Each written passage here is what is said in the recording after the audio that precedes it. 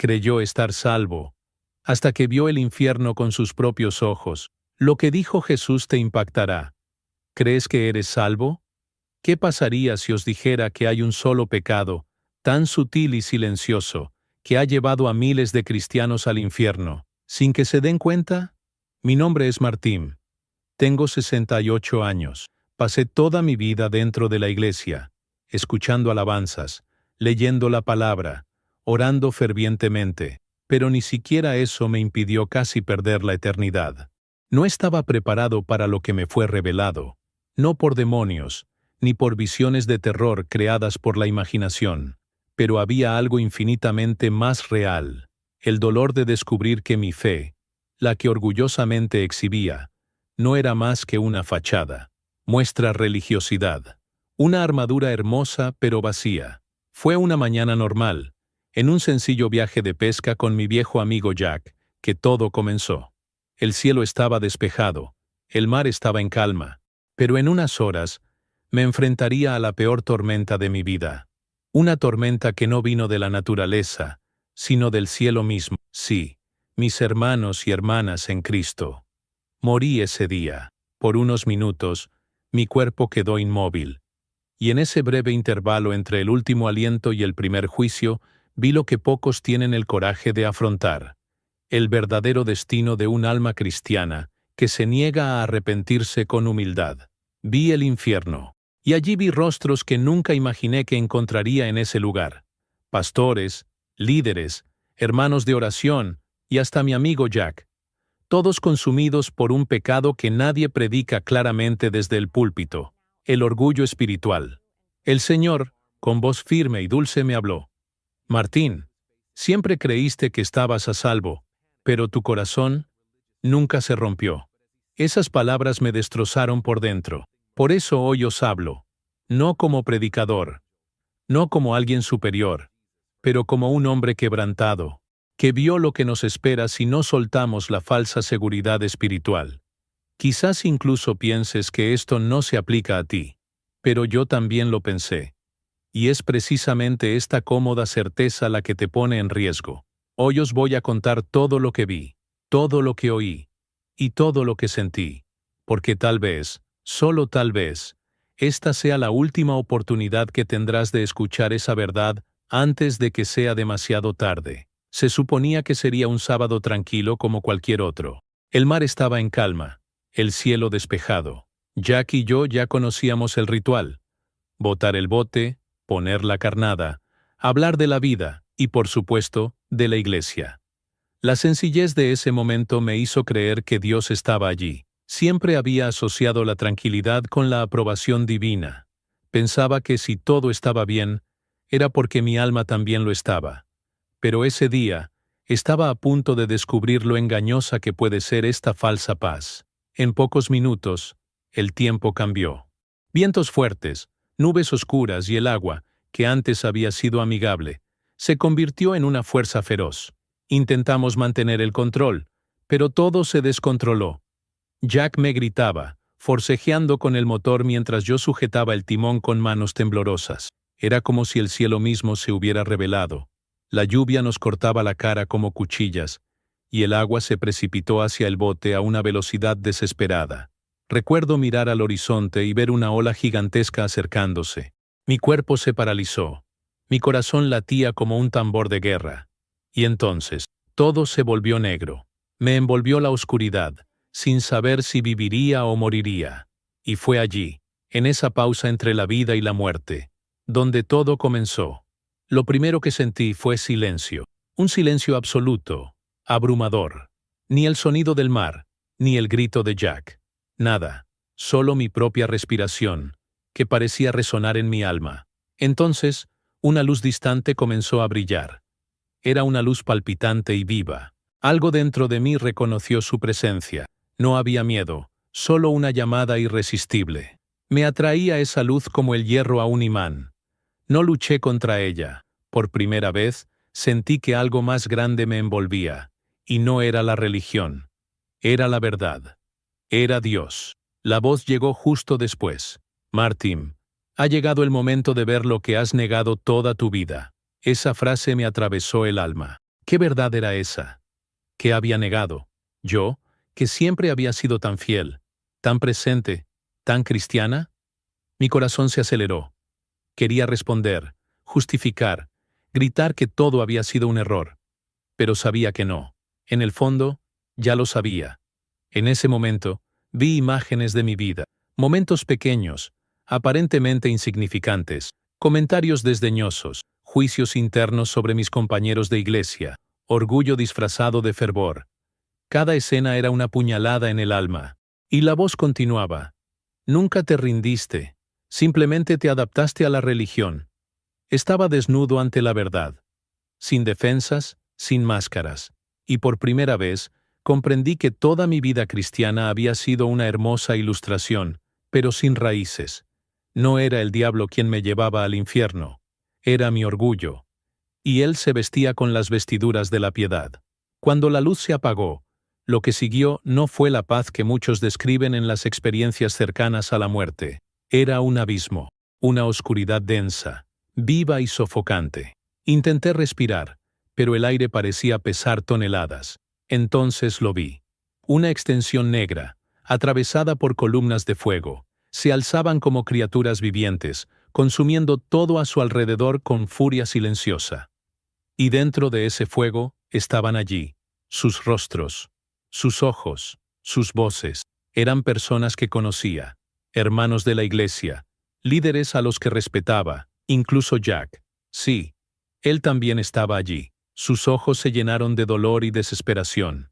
El grito de Jack me golpeó como una piedra en el pecho. No era solo un sonido. Era un grito desesperado que me desgarraba el alma. Intentó hablar, pero su voz se perdió entre los lamentos. Su rostro me miraba con una culpa insoportable. La misma culpa que empezaba a crecer en mi interior. ¿Cómo podíamos estar allí? ¿Cómo? Después de tantos años de iglesia, de orar, de cantar, de predicar, habíamos acabado en este preciso lugar. La respuesta llegó con una voz familiar. La misma voz que me había llamado antes. Esta vez fue más firme, más cortante. Martin, están aquí porque eligieron el orgullo espiritual. Esas palabras me desmoronaron. Orgullo espiritual. Nunca lo había considerado un pecado. Siempre lo había asociado con conductas descaradas. Adulterio, robo, mentiras. Pero allí, en el fuego eterno, comprendí que el orgullo es más mortal que cualquier transgresión visible. Se disfraza de santidad, se alimenta de la rutina religiosa, se esconde tras versículos memorizados y palabras bonitas, y sobre todo, nos convence de que somos mejores que los demás. Eso es precisamente lo que nos mató. Vi otros rostros, una mujer del equipo de intercesión, un anciano respetado, una joven del equipo de alabanza, todos ellos ardiendo no solo con el fuego del infierno, sino con la devastadora certeza de que habían obrado mal sin darse cuenta. Los conocía, había orado con ellos, y ahora, allí estaban, revelando la hipocresía que tan bien habían ocultado. Cada rostro era un espejo, y me vi reflejada en cada uno de ellos. Era como si Dios me dijera, tú también formas parte de esto. Todavía no, pero estás en el mismo camino. El dolor de ver a Jack ardiendo, intentando gritar pidiendo ayuda, me destrozó. Quería correr, jalarlo, sacarlo de allí, pero no pude. Y eso me hizo comprender. En el infierno no hay ayuda, no hay compasión, no hay segundas oportunidades. Solo hay plena conciencia y sufrimiento sin fin. Y lo más cruel de todo es que esas almas sabían exactamente por qué estaban allí. Sabían que fingían, que vestían las vestiduras de la santidad, pero nunca permitieron que Dios vistiese sus corazones de arrepentimiento. La voz regresó, más suave ahora pero firme. Martin, necesitas entender. Este pecado es el más peligroso porque engaña incluso a los elegidos. No grita, susurra, no acusa, alaba, y por eso, destruye. Lloré. Lloré como nunca antes, no por miedo al infierno, sino porque reconocí que ya vivía dentro de mí, y que si no cambiaba de inmediato, pronto estaría entre esos rostros, ardiendo, gritando, sabiendo exactamente por qué. La visión del infierno aún me ardía en la mente cuando me vi arrastrado a otra escena. Esta vez, no había fuego. Había silencio. Un silencio gélido, más penetrante que cualquier grito. Ante mí apareció una imagen que me paralizó. Yo, sentado en mi banco de la iglesia, con la Biblia abierta en el regazo y una expresión piadosa en el rostro. Pero mis pensamientos eran un espejo sucio. Miré a los hermanos con juicio, comparando su ropa, su tono de voz, su forma de orar. En mi interior, los evalué como si tuviera derecho a medir el nivel de fe de los demás. Y allí, en esa reflexión espiritual, Dios me mostró quién era realmente. Vi mi mano sosteniendo el micrófono en la iglesia. Recordé predicaciones, testimonios, palabras ensayadas para conmover a la gente. Pero ahora entendía. Mis palabras no se basaban en el quebrantamiento. Eran discursos bonitos, adornados con emoción, pero carentes de arrepentimiento genuino. Prediqué el amor, pero nunca me dejé herir por él. Nunca me dejé confrontar de verdad. Y eso me carcomía, porque la máscara que usaba frente a los demás ahora me asfixiaba por dentro. A medida que se desarrollaban las escenas, la voz de Dios me guió. Martín, viviste un cristianismo superficial, un evangelio superficial, donde la santidad se medía por la frecuencia, no por la transformación. Fue como una bofetada del espíritu, y sabía que era cierto. ¿Cuántas veces había juzgado a mis hermanos por sus fracasos? ¿Cuántas veces había dicho, eso es falta de vigilancia, cuando lo que me faltaba era amor y compasión? Mi corazón estaba contaminado y ya no podía negarlo. Las imágenes siguientes fueron aún más duras. Vi a mi familia, a mis hijos, a mis nietos. Vi cómo, sin darme cuenta, les había transmitido la misma fe artificial. Un evangelio sin cruz. Un Dios que perdona sin confrontación. Vi a mi nieto imitándome en la oración, con las mismas palabras memorizadas, los mismos gestos automáticos, y me di cuenta de que mi hipocresía no solo me estaba matando a mí, estaba matando a quienes más amaba. Fue entonces cuando me invadió la desesperación, porque comprendí que el orgullo espiritual es un veneno que se propaga silenciosamente. El dolor más profundo fue ver a mi esposa.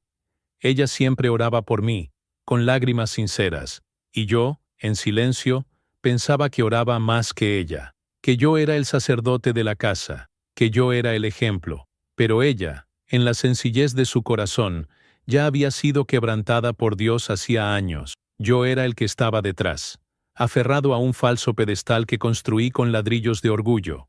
Cuando me di cuenta de esto, todo se derrumbó. Fue como si Dios me dijera, ahora lo ves, pero el tiempo pasa. Y entonces llegó la pregunta, la más dolorosa de todas. Martín, ¿qué has sido para los demás? ¿Un faro de verdad o un reflejo distorsionado de tu vanidad? No tenía respuesta, solo lágrima, y el sordo sonido de mi propio arrepentimiento. Era demasiado tarde para borrar el pasado, pero quizás aún había tiempo para un nuevo comienzo. Y en ese momento, lo deseaba más que nada. Un nuevo comienzo, fe verdadera, una oportunidad. Las escenas de mi familia me atormentaban como un eco incesante. Veía a mis hijos caminar exactamente como yo, seguros de su fe, confiados en sus rutinas religiosas, pero completamente inconscientes del verdadero arrepentimiento. Mis nietos, todavía niños, repetían oraciones como quien repite un coro sin entender la letra. Era como si hubiera plantado un árbol espiritual con frutos hermosos por fuera, pero podridos por dentro. Y todo eso ahora florecía ante mis ojos, no como una bendición, sino como una maldición silenciosa. Había transmitido mi fe, sí, pero una fe enferma, disfrazada de buenas intenciones y muerta en esencia. Sentí un peso que nunca antes había sentido, el peso de la responsabilidad. No solo por mi alma, sino por las almas que habían sido moldeadas por mi ejemplo. El orgullo espiritual es insidioso. Se presenta como celo, como firmeza doctrinal, como reverencia. Pero tras esta fachada, se esconde una negación del Evangelio viviente de Cristo. Él, que se hizo siervo, que se humilló hasta la muerte, que enseñó con lágrimas y compasión. Y yo, con mi postura altiva, había transformado esto en un método, en control, en juicio. Mi legado espiritual fue una copia barata de lo que Jesús vino a enseñar. En esa visión vi a mi hija mayor en un servicio de adoración. Dirigía la alabanza con fervor, pero su mirada estaba perdida. Y en ese momento comprendí. Había heredado mi fervor, pero también mi vacío. Sus canciones conmovían a otros, pero ya no le llegaban al corazón. Su fe era fuerte a los ojos de los hombres, pero débil ante el altar de Dios. Y eso me destrozó por dentro, porque no era su culpa. Era un reflejo de mí. Yo había construido ese altar. Yo había moldeado esa estructura. Y ahora, al ver cuánto la había alejado de la verdadera comunión, me sentía como una traidora. La voz me habló de nuevo, suave pero dolorosa. Martín, el pecado oculto no solo afecta al pecador, se extiende, como la levadura en la masa. Esas palabras se me quedaron grabadas en el alma. Era como si Dios me mostrara que la vanidad espiritual no solo mata a quienes la poseen, sino que asfixia a quienes la admiran. Mis hijos creían estar en el camino correcto porque seguían mis pasos, pero mis pasos eran torcidos. Y, por mucho que intentara justificarlo con intenciones, Dios no se dejaba engañar por las apariencias. Él veía el corazón, y el mío estaba contaminado. Entonces volví a ver a mi esposa. Lloraba en silencio, orando sola en nuestra habitación. Oraba por mí, por sus hijos, por sus nietos. Fue una oración sin espectáculo, sin aplausos, sin público. Fue allí donde Dios se manifestó. En secreto, en lo oculto. Allí donde el orgullo no tiene cabida. Y yo, que me enorgullecía tanto de guiar espiritualmente a mi hogar, no veía que la verdadera intercesora era ella. Fue en ese momento que mi alma finalmente se quebró, porque comprendí que el verdadero poder espiritual no proviene del altavoz, sino del quebrantamiento. Aún puedes cambiar esto, Martín, dijo la voz, pero tienes que decidir ahora. Esas palabras no eran una amenaza, eran urgentes, y dentro de mí, algo empezó a ceder. Como si un muro se derrumbara ladrillo a ladrillo. Quería reconstruirlo todo. Mi vida, mi fe, mi herencia. Quería mostrarles a mis hijos y nietos el camino de la humildad antes de que fuera demasiado tarde. Pero para hacerlo, tendría que morir de verdad. Morir al orgullo. Morir a la imagen. Morir a mí mismo. Y en ese momento, acepté. Por primera vez, acepté morir para vivir. Tras aceptar que tenía que morir para vivir, me invadió una sensación de vacío. No fue un alivio inmediato como lo había imaginado. Fue doloroso. Fue como arrancar una raíz profunda y antigua que había estado creciendo dentro de mí durante décadas. Sentí que cada fibra de mi alma se resistía a rendirse, pero sabía que no había otra opción. El cielo no se abre a quienes se esconden tras máscaras. Dios no se mueve por las apariencias. Él responde al corazón roto. Y ahora, con el peso de la eternidad sobre mis hombros, comenzaba a comprenderlo. Aquella luz, antes distante, comenzó a acercarse de nuevo. No me juzgó. No me condenó. Me expuso y al mismo tiempo me dio la bienvenida. Había algo profundamente redentor en su presencia. Y junto con la luz, volví a oír la voz. Martín, no te traje aquí para destruirte, sino para reconstruirte. Esas palabras me quebraron aún más. Había imaginado un Dios severo, con ojos de fuego y manos de juicio. Pero ahora oía a un padre que quería restaurarme, que quería enseñarme, incluso después de todo. Entonces, imágenes de mi infancia comenzaron a aflorar. Yo con mi abuela, arrodillados junto a la cama, orando con sinceridad. Un niño que no sabía nada de teología, pero que creía con todo su corazón.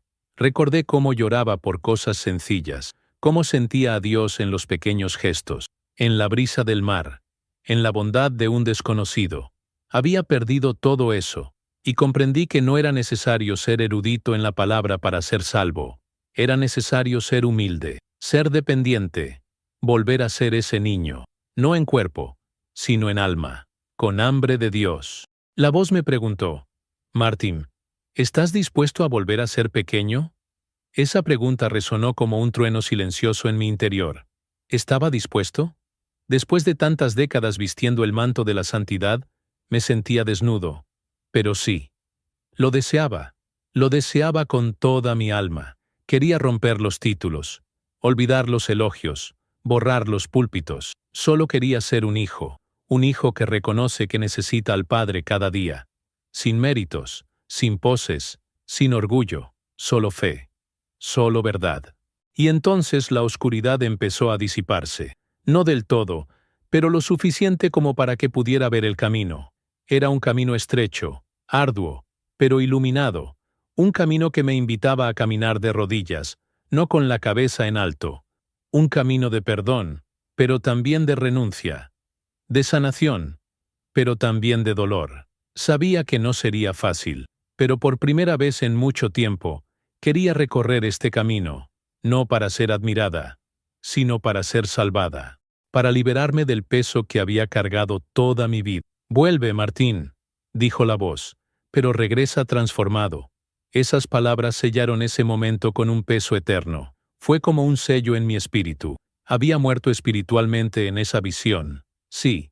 Pero ahora, por la misericordia de Dios, tenía la oportunidad de nacer de nuevo.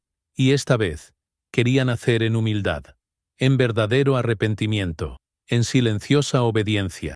Porque solo quienes reconocen su propia miseria pueden comprender el valor de la gracia. Y yo, por fin, empezaba a comprender. Cuando abrí los ojos, la tormenta había pasado. El barco seguía meciéndose suavemente en el agua. Jack yacía a mi lado, inconsciente pero vivo. Respiré hondo, como si despertara de una pesadilla, pero al mismo tiempo cargando con una revelación. Ya no era el mismo. Algo dentro de mí había muerto en ese mar, y algo nuevo comenzaba a nacer. Era como si Dios me hubiera sacado del fondo del océano, no solo para salvarme del ahogamiento físico, sino también de mi condena interior. Me habían rescatado desde dentro, y sabía que tenía que actuar. Toqué el hombro de Jack y lo llamé. Abrió los ojos lentamente, confundido. ¿Viste eso?, pregunté. Pero negó con la cabeza, confundido. Entonces comprendí que la experiencia había sido solo mía, una visita divina, exclusiva, dolorosa, pero liberadora. Y en ese momento, mientras el cielo se abría en tonos azules y el sol volvía a brillar, sentí que el tiempo se había detenido solo para mí, para que comprendiera que la eternidad no espera, y que el arrepentimiento no se puede posponer. Era hora de volver, pero de una manera nueva. Al volver a pisar tierra firme, cada paso se sentía diferente. Mis pies tocaron el suelo, pero mi alma caminaba ligera. El mundo seguía igual, pero yo no. Veía la iglesia con otros ojos. Veía mi hogar con otros ojos. Vi a mi esposa con ojos limpios. Esa mujer silenciosa y fiel era ahora mi mayor ejemplo. Corrí hacia ella. La abracé como quien regresa a casa después de años en el desierto. Y lloré. Lloré todo lo que no había llorado durante décadas de penuria. Ella no me pidió nada. Simplemente me abrazó fuerte y oró conmigo. Eso era todo lo que necesitaba. En los días siguientes, cada gesto adquirió un nuevo propósito. Ya no quería impresionar. Quería restaurar. Pedí perdón a mis hijos.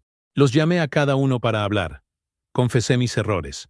Les mostré mis heridas. Y por primera vez, vi en sus ojos algo que nunca antes había visto. La verdad. Me escucharon. Lloraron conmigo. Y juntos, comenzamos un nuevo viaje. Un viaje sin máscaras. Sin una religión de actuación. Solo fe. Solo Cristo. Solo gracia. Regresé a la iglesia, pero no a enseñar. Regresé a escuchar. A servir en silencio. A estar al pie de la cruz. Como un hombre que se había salvado de su propia vanidad. Y en la banca, entre lágrimas y sonrisas sinceras, comencé a notar algo maravilloso. La fe que antes había reprimido con orgullo ahora florecía en libertad. Era como si mi alma finalmente respirara. Y en ese ambiente, sin títulos, sin apariencias, Dios comenzó a usarme de verdad. No porque fuera bueno, sino porque era suyo. Cuando regresé a la iglesia, aprendí a guardar silencio. Por primera vez, no sentí la necesidad de hablar, enseñar, ni opinar. Simplemente me senté en la última fila y escuché. Escuché la palabra con ansia. Escuché las alabanzas como súplicas. Incluso escuché el silencio entre las oraciones. Era como si el Espíritu me dijera, ahora estás listo para escuchar. Y en ese silencio, Dios comenzó a sanarme. Quien mucho habla, poco escucha. Y yo había pasado años hablando en nombre de Dios, sin detenerme a escuchar lo que realmente decía. Ahora, el silencio era mi oración más sincera. Cada servicio se convirtió en un espejo. Vi mi antigua actitud reflejada en los ojos de quienes deseaban ser vistos más que adorar. Y no los juzgué. Ya no. Simplemente oré en silencio por ellos. Los entendía. Yo era ellos. Y supe que la única manera de regresar es a través del quebrantamiento. Empecé a buscar a los olvidados, a los que se sentaban solos, a aquellos a quienes nadie saludaba, porque a esos era a quienes Jesús buscaba. No a los fuertes, sino a los sedientos. No a los populares, sino a los quebrantados. Allí, en un rincón de la iglesia, Dios estaba más presente que en muchos escenarios. Mi esposa, como siempre, oró en silencio a mi lado. Y juntos comenzamos a visitar familias, escuchar historias, llorar con quienes lloraban, sin necesidad de predicar, simplemente estando ahí, simplemente amando. Y sentí a Dios en cada abrazo, en cada lágrima, en cada plato compartido. La fe dejó de ser un concepto para convertirse en una práctica, ya no impulsada por una agenda, sino por la compasión. Descubrí que el evangelio más poderoso es el que se vive en la vida cotidiana, en abrazos sinceros, en la escucha paciente, en la oración oculta. La fe que no busca un escenario, sino una presencia. Fue durante este periodo que comprendí algo profundo. Dios sana en silencio. No necesita grandes espectáculos para obrar milagros. A veces, el mayor milagro es restaurar un corazón orgulloso. Y este milagro ocurrió en mí. Poco a poco, mi alma fue lavada. Las heridas sanaron. El peso del pasado se hizo más ligero. No porque lo olvidara, sino porque aprendí. Aprendí que Dios no rechaza a quienes se humillan, y que los quebrantados siempre encuentran refugio bajo sus alas. Esto era lo que necesitaba enseñar a los demás, no con palabras, sino con mi vida. Empecé a escribir cartas, a viejos amigos, a hermanos a los que había herido, a líderes con los que había sido demasiado duro. Confesé, pedí perdón, abrí mi corazón. Algunas respuestas llegaron con lágrimas, otras con silencio, pero no importaba. Lo que importaba era obedecer. Era limpiar mi camino. Era reconocer que mi vanidad espiritual había dejado cicatrices en muchos, y que ahora era mi turno de sanar esas cicatrices con verdad, con humildad, con gracia. Y con cada carta que enviaba, sentía que Dios escribía una nueva historia conmigo. En medio de este proceso, volví a soñar. Sueños sencillos, sueños puros, como ver a mi familia orando junta, no por costumbre, sino por amor. Como ver a mis nietos hablar con Dios como amigos, no como una obligación. Como ver a la iglesia crecer en arrepentimiento, no en número. Y me di cuenta de que estos sueños no eran solo míos, eran los sueños del Padre, sueños que Él siembra en corazones que finalmente dejan de buscar su propia gloria, para vivir para la suya.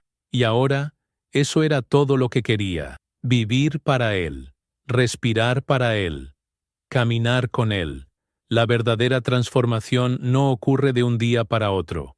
Empieza con una decisión, pero se basa en pequeñas decisiones diarias, y eso fue lo que aprendí al volver a mi rutina. Cada mañana era una nueva invitación de Dios a seguir muriendo a mí mismo, y la acepté. Leía la palabra con ojos claros, ya no para predicar, sino para alimentarme. Oré en silencio, sin guión, simplemente hablando como un niño con el Padre. Cada gesto sencillo, preparar café, abrazar a mi esposa, escuchar a mi nieto, se convirtió en un acto de adoración. Empecé a ver los frutos.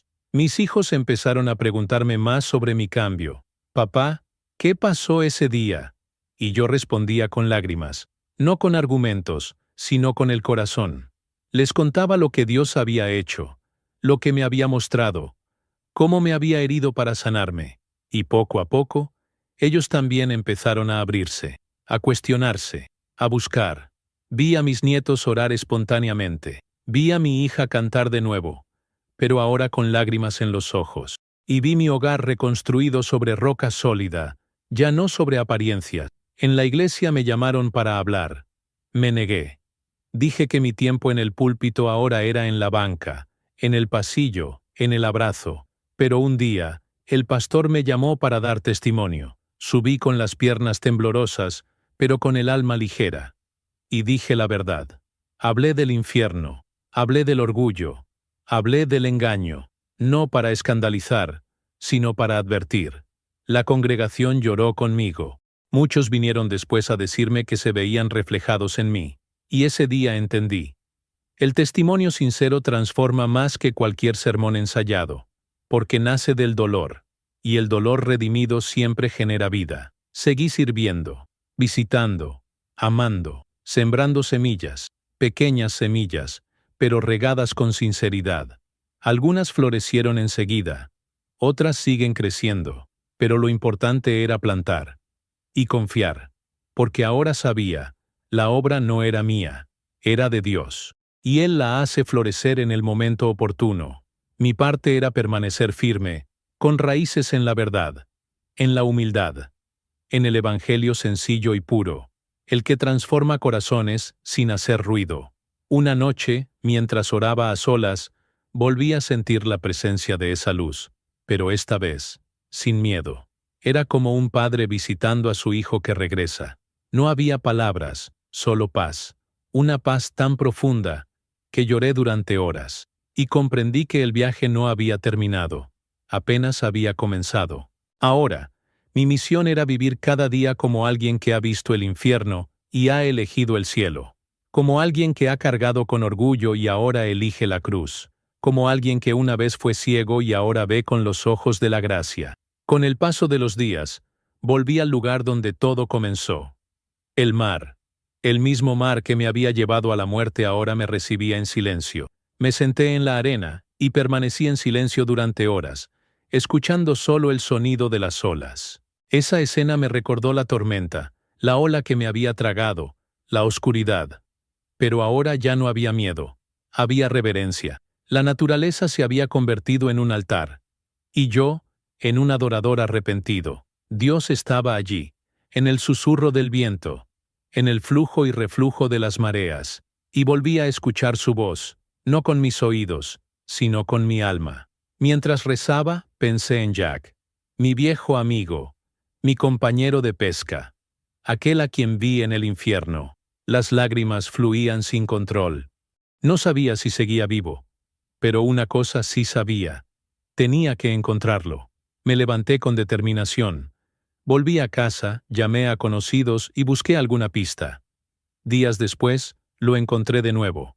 Estaba retraído, abatido. No recordaba lo que había pasado en el mar, pero me escuchó.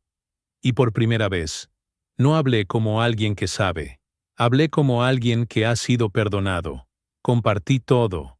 Y Jack lloró conmigo. Sentados juntos, uno al lado del otro, oramos. Por primera vez en muchos años, oramos sin máscaras. Pedí perdón. Él también. Y allí, en esa reunión, comprendí que Dios no solo restaura el alma, sino también los lazos rotos. Jack se convirtió en mi compañero de fe. Empezamos a visitar a la gente juntos. Les contamos nuestras historias, nuestros errores, nuestros miedos, y vimos a otros hombres rendirse. No por el poder de nuestras palabras, sino por la verdad que llevábamos, la verdad que quema el orgullo y enciende la esperanza. Fue durante una de estas visitas que un joven se me acercó y me dijo, «Señor Martin, su historia me hizo volver a Dios». Guardé silencio un momento. ¿Qué podía decir? Simplemente lo abracé. Y me di cuenta de que mi dolor se había convertido en un puente. Mi vergüenza, en una semilla. Mi caída, en un instrumento de salvación. Así obraba Dios. Él no desperdicia nuestras ruinas, construye con ellas. Nos usa incluso cuando estamos rotos. Y a veces, precisamente porque estamos rotos. Porque solo los rotos saben levantar a otros del suelo. Regresé a casa y me senté frente a la Biblia. Pero esta vez, no era para preparar un estudio. Era para hablar. Abrí el Salmo 51 y clamé con David. Crea en mí, oh Dios, un corazón limpio, y renueva un espíritu recto dentro de mí. Esa se convirtió en mi oración diaria, mi confesión eterna. Ya no quería perder el tiempo en apariencias. Ya no quería desperdiciar la eternidad por orgullo. Solo quería vivir en la verdad, en arrepentimiento, en obediencia, porque ahora sabía, el infierno existe, y el orgullo espiritual es el camino más discreto hacia él. Y ese mismo día, escribí mi testimonio, con detalle, con lágrimas, para que, incluso después de mi partida, otros pudieran leerlo y conmoverse.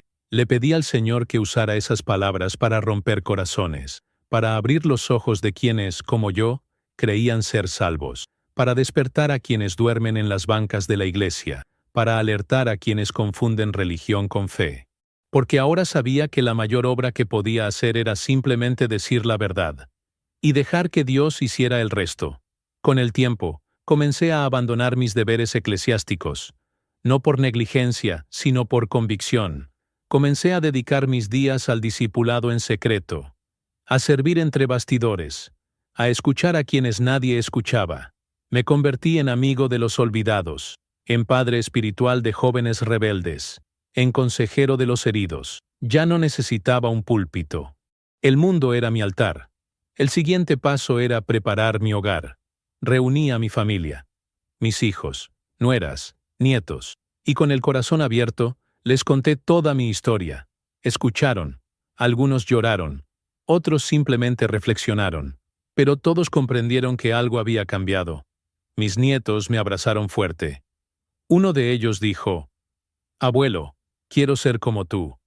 Eso me golpeó como una espada. Y respondí con firmeza, «No, hijo. Sé como Cristo, porque casi lo pierdo todo por intentar parecer santo sin serlo». Sonrieron con inocencia, pero mis palabras sembraron algo, y supe que lo que Dios empezó, lo completaría. Empezamos a orar juntos en casa. Alabanzas sencillas, oraciones espontáneas, y allí, entre las voces temblorosas de niños y adultos que habían sido sanados, sentí que mi hogar finalmente se había convertido en un altar. Conocí a hermanos y hermanas mayores. Algunos se sorprendieron por mi cambio, otros me evitaban, y comprendí que no todos lo entenderían. Y eso estaba bien. El trabajo no era mío, era de Dios, y Él se haría cargo de nuestros corazones. Seguí plantando, incluso entre las rocas. Seguí rezando, incluso en silencio. Porque ahora, mi fe no dependía de los aplausos, se nutría de la presencia, y esa presencia era todo lo que necesitaba. Ya no me importaba el reconocimiento, me importaba la redención. Y sucedió, un día a la vez. Me senté a escribir una última carta. Una carta que dejaría a mi familia, si Dios me llamaba. En ella les pedí que nunca permitieran que el orgullo entrara en sus corazones. Les pedí que nunca confundieran el ministerio con la identidad. Les pedí que vivieran con humildad, que buscaran lo oculto más que lo visible. Y terminé con una frase. La cruz es el único lugar donde el orgullo no sobrevive. Cerré el sobre. Oré sobre él y lo guardé con cuidado. Era mi testamento espiritual, mi altar final. Unos días después, volví a soñar con esa luz. Me envolvió como al principio, pero esta vez había paz, no miedo. La voz dijo, «Has aprendido, Martín. Ahora enseña con tu vida». Desperté con lágrimas en los ojos y gratitud en el pecho. No sabía cuánto tiempo me quedaba, pero sabía que cada día viviría con propósito. Cada palabra, con miedo. Cada gesto, con amor. Porque, al fin y al cabo, la vida solo tiene sentido cuando vives para Dios, y no para ti mismo. Y así, cerré un ciclo.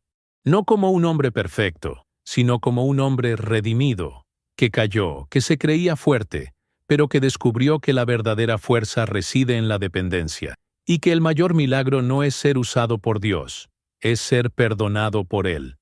Y eso, lo fui. Hoy les dejo este testimonio a quienes me escuchan. Quizás piensen que todo está bien, que su fe les basta, que su celo los protege, pero vengo a decirles, tengan cuidado. El orgullo espiritual es el pecado más disimulado que existe. Se esconde en la alabanza, en las posturas, en las buenas intenciones, y poco a poco, los aleja de la cruz, como me alejó a mí, y tal vez, como los está alejando ahora. Pero aún hay tiempo. Si han llegado hasta aquí, es porque Dios todavía les da una oportunidad. No la desperdicien. Detente ahora. Mira en tu interior. Pregúntate con sinceridad: ¿es humilde mi corazón? ¿Dependo realmente de Dios o solo sigo rituales? ¿Amo a Dios o amo la imagen que he creado de mí mismo? Estas preguntas pueden doler, pero son las que nos salvan, porque solo quienes se confrontan consigo mismos se convierten, solo quienes se reconocen se restauran, solo quienes se inclinan ante Dios pueden permanecer firmes ante el infierno. No esperes a que la tormenta cambie, no esperes a perderlo todo para ver lo esencial. Regresa ahora. Mientras es de día. Si este testimonio te conmovió, no te lo guardes. Compártelo. Habla con tus hermanos y hermanas. Habla con tus padres e hijos. Lleva esta verdad adelante, porque el orgullo espiritual ha destruido iglesias enteras, familias enteras, y solo se superará con humildad colectiva. Empieza por ti mismo. Sé el primero en pedir perdón, el primero en callar, el primero en descender, porque cuanto más te rindas, más alto te elevará Dios. Suscríbete a este canal. Pero más que eso, suscríbete al libro de la vida con sincero arrepentimiento. No esperes a que sea demasiado tarde. Porque el infierno es real. Lo vi. Y el cielo también. Lo sentí. Y hoy mi misión es recordártelo. Con amor, con dolor, con verdad. No por mí, sino por Él, quien me salvó cuando menos lo merecía. Y si conoces a 3 personas que viven una fe superficial, comparte este video con ellas. Quizás esta sea su última llamada. Quizás la salvación esté a solo una verdad de distancia. Y tú puedes ser el instrumento. No lo dudes. El momento es ahora. Que el Señor te quebrante, te rehaga, te use, y sobre todo, te salve. En el nombre de Jesús. Amén.